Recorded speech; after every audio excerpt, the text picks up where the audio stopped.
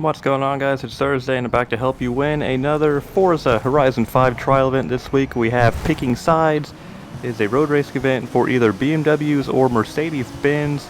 Tune to A-Spec. The car I decided to use is a 1981 BMW M1. The two made for it, I'll show it on screen right now. It is called A800 Road Racing. I'll also show the share code. I wanted to use this car because when I was growing up it was one of my favorite cars. To this day it probably still is one of my favorite cars. I think it's so neat looking. It just looks awesome. I could imagine seeing it for the first time back in the 80s and you would have thought it was like the future, you know, I thought it was from the future. Just such a unique looking car. I think it's very cool, definitely one of the best looking cars of all time.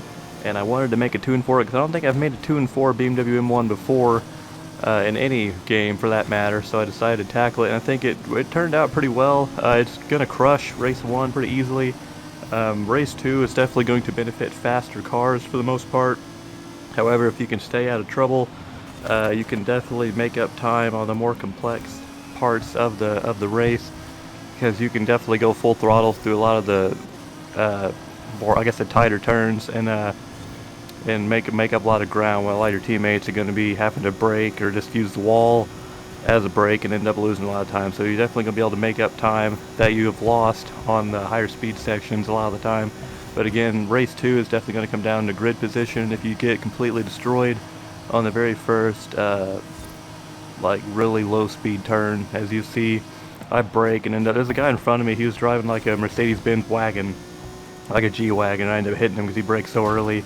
And then Sky from behind us just slammed straight into both of us. Just completely goes like high speed into the wall or full speed into the wall, and I just can't stand people do that. It's so ridiculous. But if you can kind of get through that section clear, you should be okay.